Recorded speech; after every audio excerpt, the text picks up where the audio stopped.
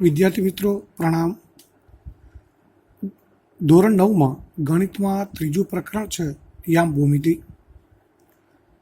ગણિતમાં ધોરણ 8 સુધી તમે મુખ્ય 3 શાખાઓ ભણ્યા છો. એક અંકગણિત, જેમાં વર્ગ અને વર્ગમૂળ, ઘન અને ઘનમૂળ, ક્ષેત્રફળ, પૃષ્ઠફળ, ઘનફળ, સાદું વ્યાજ, ચક્રવૃદ્ધિ વ્યાજ, એ બધું અંકગણિતમાં ભણી ગયા. ત્યારબાદ સમીકરણ, વિસ્તરણ, અવયવીકરણ, એ બધા જે પ્રકરણો ભણીએ છીએ એ બીજગણિત કહેવાય. અને ભૂમિતિની અંદર વર્તુળ, ત્રિકોણ, ચતુષ્કોણ, ખૂણો, રેખાખંડ, કિરણ, રેખા, આ બધું ભૂમિતિમાં ગણાય. હવે આપણે 9મા ધોરણની અંદર આ ગણિતની મુખ્ય 3 શાખા ઉપરાંત એક નવી શાખાનો અભ્યાસ કરવાનો છે, જેનું નામ છે યામ ભૂમિતિ. યામ ભૂમિતિ એટલે શું? તો બીજગણિત અને ભૂમિતિ એ બંનેનો સમન્વય દર્શાવતી ગણિતની એક નવી શાખા, જે મહાન ફ્રેન્ચ ગણિતશાસ્ત્રી રેને દેકાર્તે શોધી કાઢી, જેને યામ ભૂમિતિ કહેવામાં આવે છે. એટલે કે યામ ભૂમિતિ એ પણ ગણિતની એક ચોથી શાખા છે, પરંતુ એમાં બીજગણિત અને ભૂમિતિ બંનેનો સમન્વય એટલે કે બંનેનો સમાવેશ થાય છે. એટલે આ જે ગણિતની ચોથી શાખા છે, જેનું નામ છે યામ ભૂમિતિ. યામ ભૂમિતિની અંદર બિંદુનું સ્થાન દર્શાવવા માટે જે સમતલનો ઉપયોગ કરવામાં આવે છે, અથવા તો યામ ભૂમિતિમાં બિંદુનું સ્થાન જે સમતલમાં દર્શાવવામાં આવે છે, તેને યામ સમતલ કહે છે. હવે આ યામ સમતલ અને બીજા અન્ય શબ્દો આપણે સમજીએ એ પહેલાં આપણે સંખ્યા રેખા, જે ધોરણ 8માં આપણે સમય સંખ્યાનું સંખ્યા રેખા ઉપર નિરૂપણ કેવી રીતે કરવું, એ પહેલાં 7મા ધોરણમાં પૂર્ણાંક સંખ્યાનું સંખ્યા રેખા ઉપર નિરૂપણ કેવી રીતે કરવું, એ બધું સમજી ગયા. તો સૌથી પહેલાં આપણે એકવાર સંખ્યા રેખા યાદ કરી લઈએ. અહીંયા આ રીતે સંખ્યા રેખા છે, એમાં આપણે વચ્ચે શૂન્ય મૂકીએ છીએ. એની જમણી બાજુ 1 એકમ અંતરે ધન સંખ્યા 1, 2 એકમ અંતરે ધન સંખ્યા 2, આ રીતે જમણી બાજુ 1 એકમ અંતરે એક સંખ્યા આપણે લખી દઈએ છીએ ક્રમાનુસાર.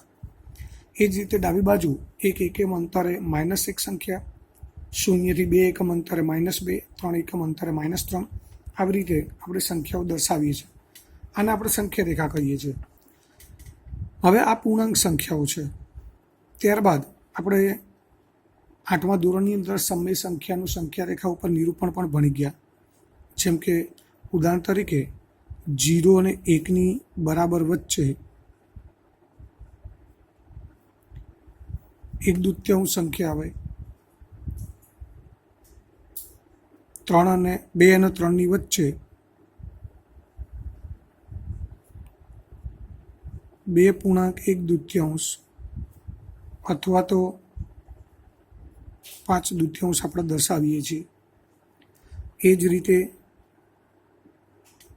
-1 અને -2ની વચ્ચે -1.1/2 અથવા તો -3/2 આવી સંખ્યાઓ આપણે દર્શાવીએ છીએ. તો આ રીતે સંખ્યા રેખા ઉપર પૂર્ણાંક સંખ્યા અને અપૂર્ણાંક સંખ્યા, એટલે કે આ બધી સંખ્યાઓ મળે, જેને સમય સંખ્યા કહેવાય. આ સમય સંખ્યાનું સંખ્યા રેખા ઉપર નિરૂપણ કેવી રીતે કરી શકાય, એ આપણે 8મા ધોરણની અંદર ભણી ગયા. તો હવે અહીંયા આગળ આપણે એક સંખ્યા રેખા દોરી છે. આ સંખ્યા રેખા ઉપર અહીંયા ધારો કે 1 છે, એ બિંદુને એ નામ આપી દઈએ, 2 છે ત્યાં બી નામ આપીએ, 4 છે ત્યાં સી નામ આપીએ, 7 છે ત્યાં ડી નામ આપીએ. તો અહીં આપણે એવું કહી શકીએ કે એ બિંદુને સંગત સંખ્યા 1 છે, અથવા તો 1ને સંગત બિંદુ એ છે. ઉલટ સુલટ બંને રીતે કહી શકાય. એ જ રીતે બી બિંદુને સંગત સંખ્યા 2 છે, અથવા તો 2ને સંગત બિંદુ બી છે. એ જ રીતે સી બિંદુને સંગત સંખ્યા 4 છે અને 4ને સંગત બિંદુ સી છે. હવે અહીં આપણે ધારો કે બિંદુ પી લઈએ છીએ. તો પીને સંગત સંખ્યા -3 છે અથવા તો -3 ને સંગત બિંદુ પી છે. અહીંયા લઈએ ક્યુ બિંદુ, તો ક્યુ બિંદુને સંગત સંખ્યા -6 એટલે કે -6 ને સંગત બિંદુ ક્યુ છે. હવે અહીંયા આપણે જોઈએ કે એ બિંદુને સંગત સંખ્યા 1 છે. આ બિંદુને આપણે એ બિંદુ તરીકે લઈએ તો એને સંગત સંખ્યા આપણને 1 જ મળે. આ સિવાય બીજી કોઈ સંખ્યા એને સંગત મળી શકે નહીં. એ જ રીતે બી બિંદુ લઈએ તો બી બિંદુને સંગત સંખ્યા માત્ર 2 જ મળશે. બીને સંગત સંખ્યા 2 સિવાય બીજી કોઈ પણ સંખ્યા ન મળે. ડી બિંદુને સંગત સંખ્યા છે 7, તો ડીને સંગત સંખ્યા 7 સિવાય બીજી કોઈ ક્યારેય ના મળી શકે. હવે જુદી રીતે વિચારીએ આપણે કે અહીંયા આપણે સંખ્યા લઈએ છીએ 7. 7ને સંગત બિંદુ ડી છે, તો 7ને સંગત આ બિંદુ ડી છે, તો 7ને સંગત ડી બિંદુ સિવાય બીજું કોઈ બિંદુ મળી શકે નહીં. અહીંયા સંખ્યા 4 લઈએ તો 4ને સંગત બિંદુ સી છે, તો 4ને સંગત સી બિંદુ સિવાય બીજું કોઈ બિંદુ ન મળી શકે. હા, એક વસ્તુ જરૂર કહી શકાય, આ બિંદુને તમે નામ બીજું આપી શકો, પણ આ બિંદુ બદલાવાનું નથી. બિંદુનું નામ બદલી શકાય, બિંદુ ના બદલી શકાય. એ જ રીતે -3 ને સંગત બિંદુ પી છે, તો -3 ને સંગત આ એક જ બિંદુ મળશે જેને આપણે પી નામ આપ્યું છે. કદાચ આપણે નામ પીના બદલે બીજું કોઈ અંગ્રેજી મૂળાક્ષર આપી શકીએ, પરંતુ -3 ને સંગત આ એક જ બિંદુ મળશે. એકથી વધારે બિંદુ ક્યારે ના મળી શકે.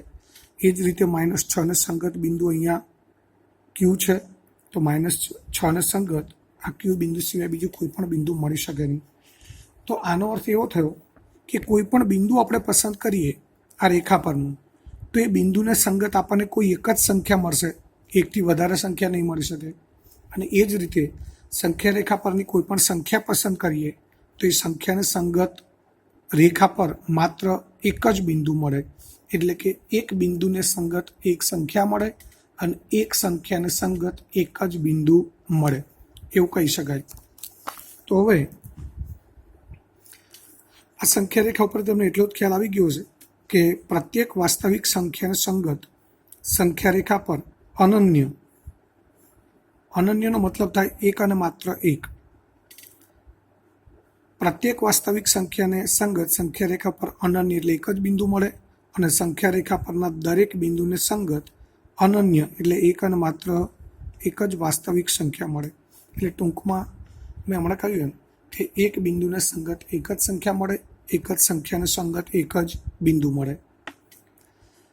આનો અર્થ એવો થાય કે સંખ્યા રેખા પરના બિંદુ અને વાસ્તવિક સંખ્યાઓ એ બંને વચ્ચે એક સંગતતા છે એમ કહેવાય.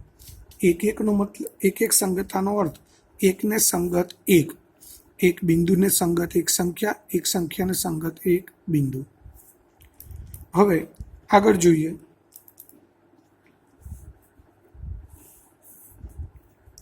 આપણે આગળ વાત કરી હતી યામ ભૂમિતિમાં બિંદુનું સ્થાન જે સમતલમાં દર્શાવવામાં આવે છે તેને યામ સમતલ કહે છે. તો અહીં આગળ આ એક ગ્રાફ બુકનું પેજ છે જેમાં આપણે એક આડી સમક્ષિતિજ રેખા દોરી દઈએ.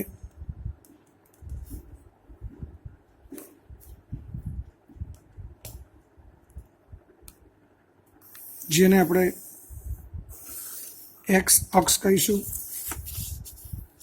આ એક્સ અક્ષને લંબ હોય એવી એક ઊભી, જેને શિરોલંબ રેખા કહેવાય, એ દોરી દઈએ, જેને આપણે વાય અક્ષ કહીશું. અહીંયા એક્સ અક્ષ ઉપર જમણી બાજુ એક્સ, ડાબી બાજુ એક્સ ડેશ. અહીંયા વાય અક્ષ ઉપર ઉપરની બાજુએ વાય, નીચેની બાજુએ વાય ડેશ દર્શાવીશું.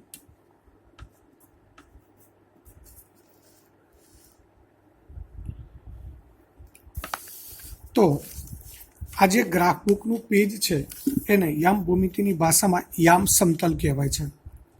અને બિંદુનું સ્થાન આપણે આ સમતલમાં દર્શાવી શકીએ છીએ. એમાંથી થોડું ઘણું આપણે ધોરણ 8માં પણ ભણી ગયા છીએ. હવે આ જે આડી અથવા સમક્ષિતિજ રેખા છે જેને આપણે એક્સ અક્ષ કહીએ છીએ, જેને એક્સ ડેશ રેખા પણ કહેવાય. એ જ રીતે ઊભી જે શિરોલંબ રેખા છે એમાં ઉપર વાય, નીચે વાય ડેશ દર્શાવેલું છે, જેને આપણે વાય અક્ષ કહીએ છીએ.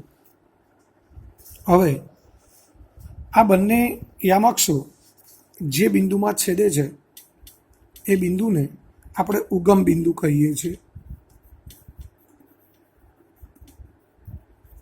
જેને સંકેતમાં ઓ વડે દર્શાવાય છે. એક્સ અક્ષ અને વાય અક્ષ આ બંને યામ સમતલમાં દોરેલા અક્ષ છે, એટલે જેને યામાક્ષો કહેવામાં આવે છે. એ બંનેનું છેદબિંદુ છે એને ઉગમ બિંદુ કહેવામાં આવે છે, જેને ઓ વડે દર્શાવવામાં આવે છે. હવે ઉગમ બિંદુથી જમણી બાજુ એક્સ અક્ષ તરફ ધન સંખ્યાઓ આપણે લખીએ છીએ 1 2 3 4 5 6 7 આ રીતે. એ જ રીતે ડાબી બાજુ ઋણ સંખ્યાઓ -1 -2 -3 -4 -5 -6 -7. એ જ રીતે ઉગમ બિંદુથી ઉપરની તરફ વાય અક્ષ પર ધન સંખ્યાઓ આવશે 1 2 3 4 5 6. નીચે ઋણ સંખ્યાઓ આવશે -1 -2 -3 -4 -5 -6 -7 આ રીતે. હવે આ બંને અક્ષોને આપણે યામાક્ષો તરીકે ઓળખીએ છીએ. એ તમે જોઈ શકો છો. આજે પ્રકરણ 3નું જે નોટ્સ બનાવેલી છે એ હું તમને PDF મોબાઈલમાં સેન્ડ કરી દઈશ, એટલે એનો અભ્યાસ કરવાનો. અને તમારે એક ગ્રાફ બુક તમારી 8મા ધોરણની જૂની પડી હોય એની અંદર આ રીતે એક્સ અક્ષ વાય અક્ષ દોરી અને આગળ તમે અભ્યાસ કરી શકો. હવે યામાક્ષો એટલે કે યામ સમતલ પર કોઈપણ બિંદુનું સ્થાન દર્શાવવા માટે બે પરસ્પર લંબ રેખાઓ દોરવામાં આવે છે. એ તમે જોઈ શકો છો. એક આડી રેખા સમક્ષિતિજ રેખા જેને એક્સ અક્ષ કહેવાય, ઊભી શિરોલંબ રેખા જેને વાય અક્ષ કહેવાય. તો એક્સ અક્ષ કોને કહીશું? યામ સમતલમાં દોરવામાં આવેલ સમક્ષિતિજ અથવા આડી રેખાને એક્સ અક્ષ કહે છે. તેને સંકેતમાં એક્સ ડેશ રેખા પણ કહે છે.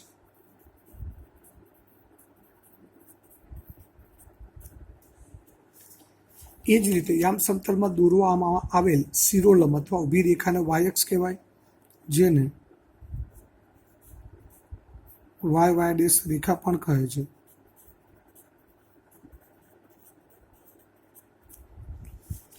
યામ સમતલમાં દોરવામાં આવેલ બંને અક્ષોને યામાક્ષો કહે છે. યામાક્ષ એટલા માટે કે બંને અક્ષને આપણે યામ સમતલમાં દોરેલી છે, એટલે એને યામાક્ષો કહેવામાં આવે છે. આ સમતલને માટે યામ સમતલ, કાર્તેજીય સમતલ અથવા તો XY સમતલ આપણે કહીએ છીએ.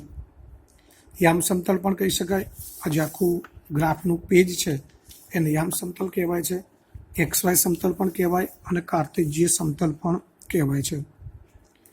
એક્સ અક્ષ અને વાય અક્ષનું છેદબિંદુ છે એને ઉગમ બિંદુ ઓ વડે દર્શાવવામાં આવે છે. એક્સ અક્ષ પર શૂન્યની જમણી બાજુએ અહીં તમે જોઈ શકો છો, શૂન્યની જમણી બાજુએ જે કિરણ OX છે એમાં ધન સંખ્યાઓ અને ડાબી બાજુએ OX ડેશ કિરણ ઉપર ઋણ સંખ્યાઓ દર્શાવવામાં આવે છે. આથી કિરણ OX ને ધન X દિશા, કિરણ OX ડેશને ઋણ X દિશા કહેવામાં આવે છે. એ જ રીતે વાય અક્ષ ઉપર શૂન્યની ઉપર કિરણ OY, આ કિરણ OY છે એમાં ધન સંખ્યાઓ અને નીચે તરફ કિરણ OY ડેશ છે એમાં ઋણ સંખ્યાઓ દર્શાવવામાં આવે છે. તેથી કિરણ OY ડેશને ઋણ Y દિશા અને કિરણ OY ને ધન વાય દિશા તરીકે ઓળખવામાં આવે છે. તો આ રીતે આ યામ સમતલના યામાક્ષોની વાત થઈ.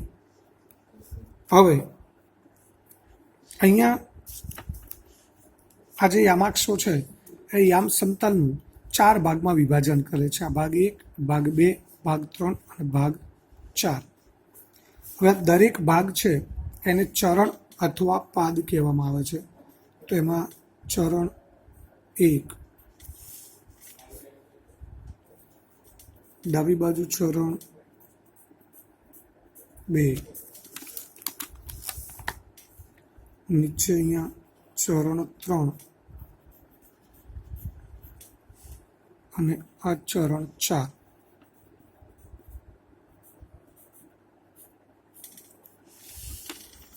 અથવા તો પ્રથમ ચરણ, દ્વિતીય ચરણ, અને આપણે પ્રથમ ચરણ પણ કહી શકીએ.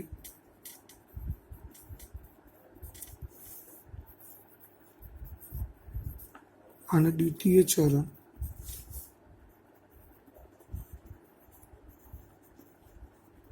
તૃતીય ચરણ,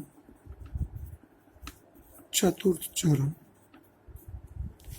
આ રીતે આપણે એવું કહી શકીએ કે યામાક્ષો છે એ યામ સમતલનું 4 ભાગમાં વિભાજન કરે છે, જે દરેક ભાગને આપણે યામ સમતલના ચરણ અથવા પાદ કહીએ છીએ. આ ક્રમ છે પ્રથમ, દ્વિતીય, તૃતીય, ચતુર્થ ચરણ. આ જ ક્રમ રહેશે. આ ક્રમ આપણે બદલી શકીએ નહીં. હવે સમતલમાં કોઈ બિંદુને આપણે વિચારીએ તો ધારો કે અહીંયા કોઈ બિંદુ છે એ.